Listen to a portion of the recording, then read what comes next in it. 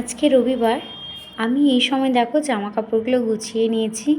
একটু ফ্রি ছিলাম যখন, রান্নাবান্না সব কমপ্লিট হয়ে গেছে, এগুলো রেখেছি লন্ড্রিতে দেওয়ার জন্য।